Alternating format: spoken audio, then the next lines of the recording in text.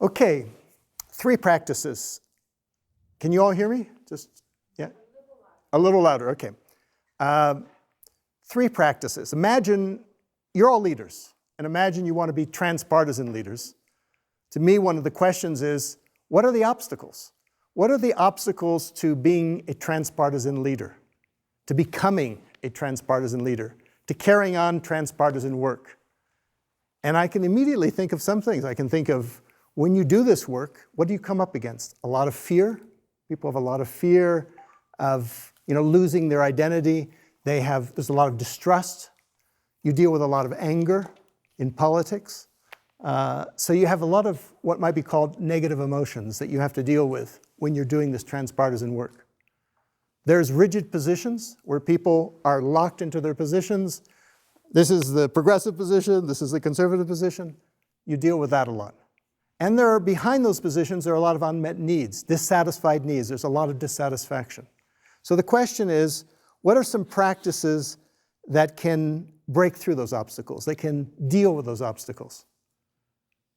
First obstacle I'd like to say is actually none of those. The first and most important obstacle to being a transpartisan leader is right here. It's ourselves.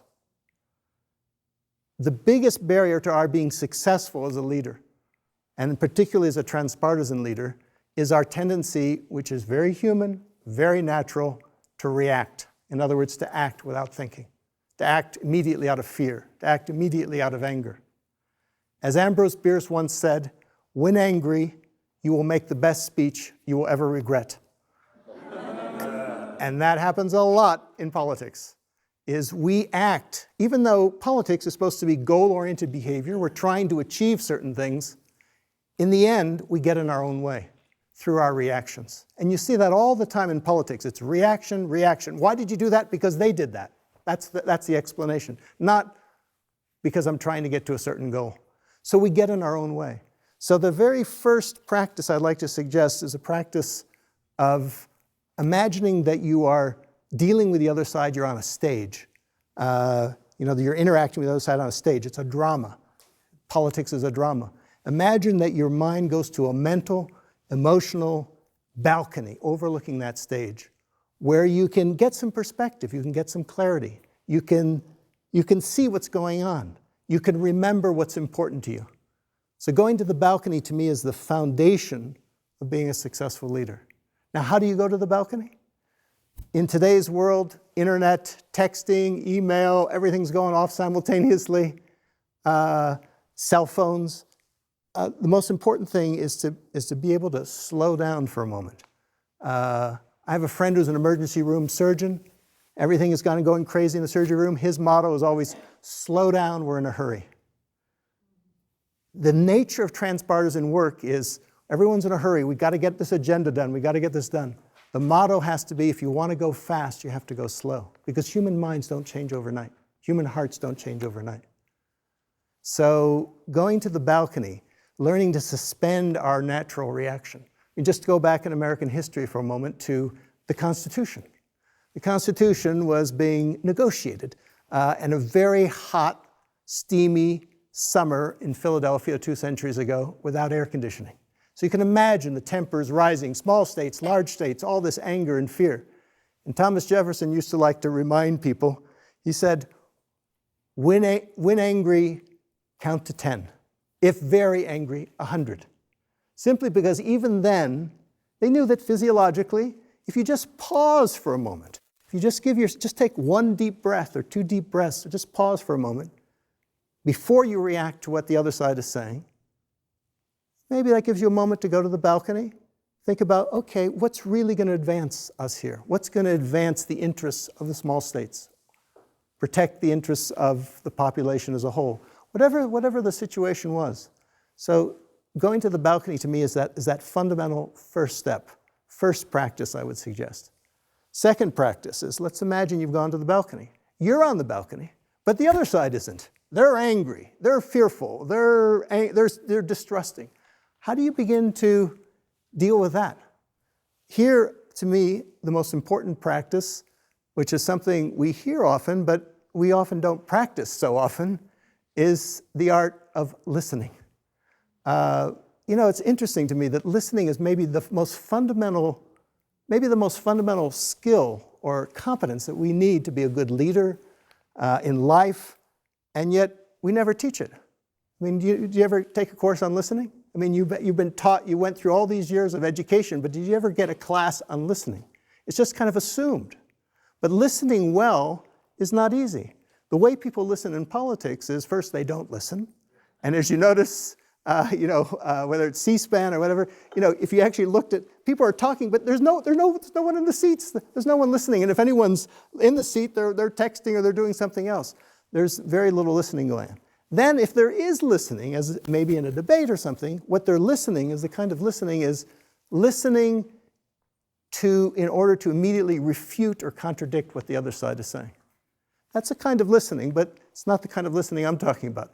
I'm talking about a listening which is the kind of listening that we need if we're really aiming to influence people, to change hearts and minds. I mean, how can we change hearts and minds if we don't know where those hearts and minds are?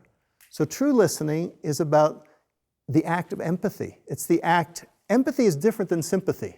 Sympathy is feeling with. Empathy is feeling into. M means into. In other words, it's listening from within the frame of reference of the other side. We always listen from within our frame of reference. And so there's part of our critic, a little inner critic, inner judge saying, that's wrong, that's right, I disagree with that, I agree with that, I disagree with that.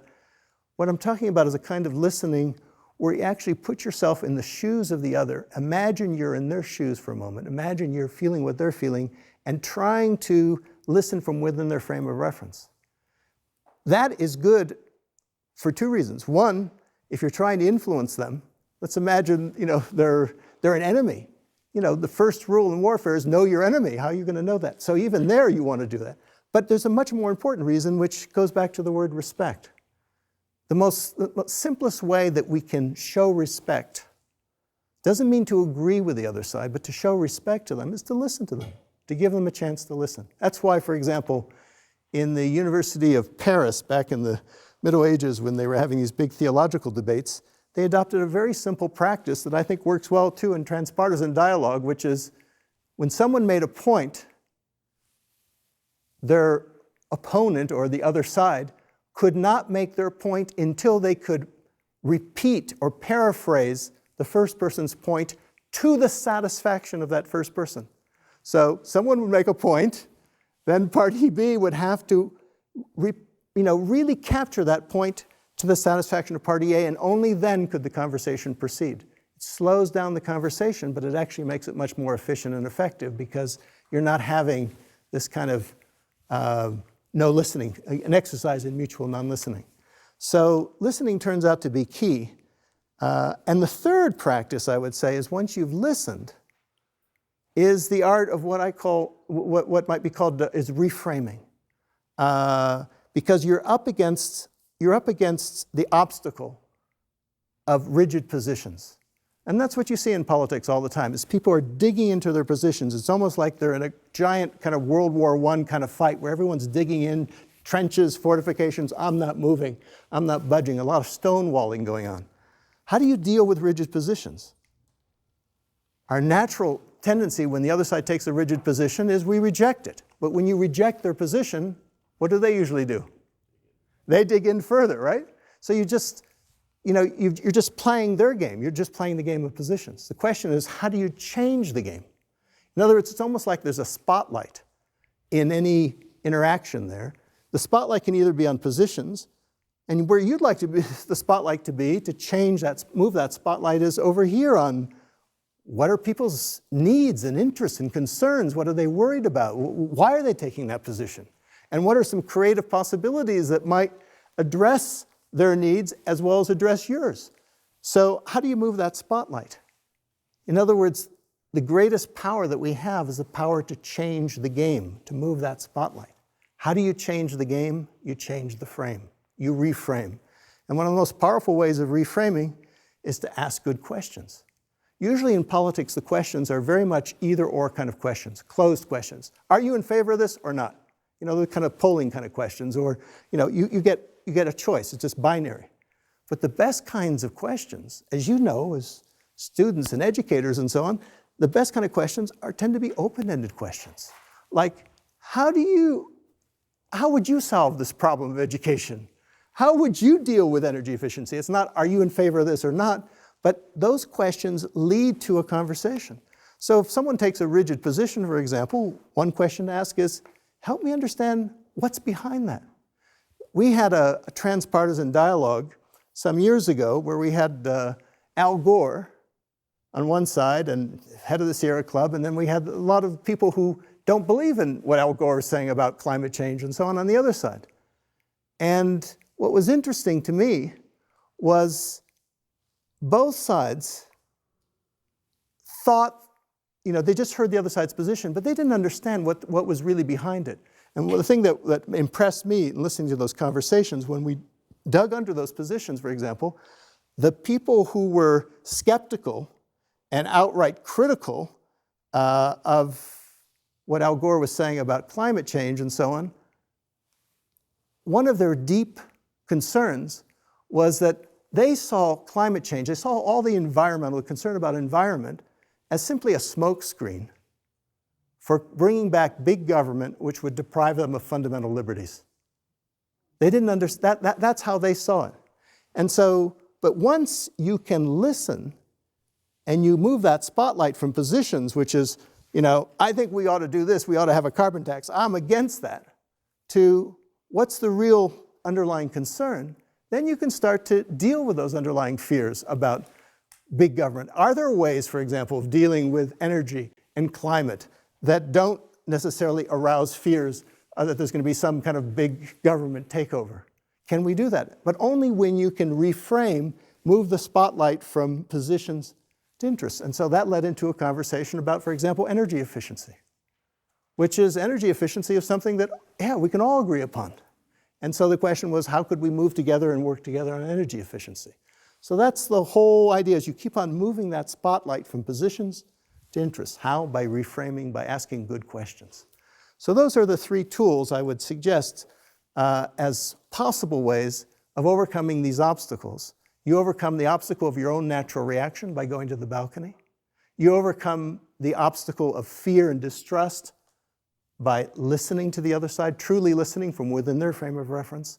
And you overcome the obstacle of rigid positions by reframing, asking good problem-solving questions. Let me just end, if I may, with one story from American history again, of a time when the United States, when we were fighting each other violently, the Civil War, which was an incredible tragedy, really, for this country, and and our president, Abraham Lincoln, at the time, as you recall, he was, as a leader, and as I would say, a transpartisan leader, he had that spirit. He was trying to lead for the whole.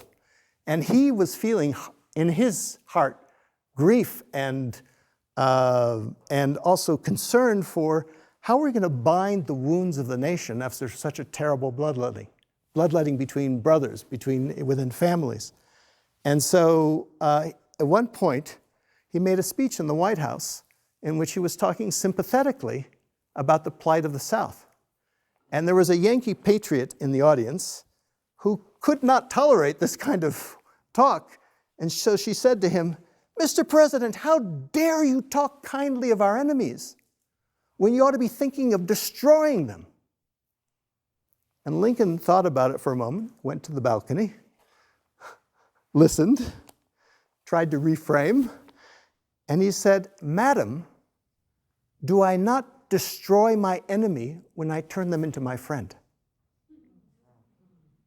And I think that's the real task, underlying task of transpartisan leadership, which is how do we destroy our enemies by turning them into our friends? It doesn't mean that we agree with them. We may often disagree with them on many things, but we can still treat them with basic human respect, basic human connection, recognizing that we're all part of the same whole. Thank you very much.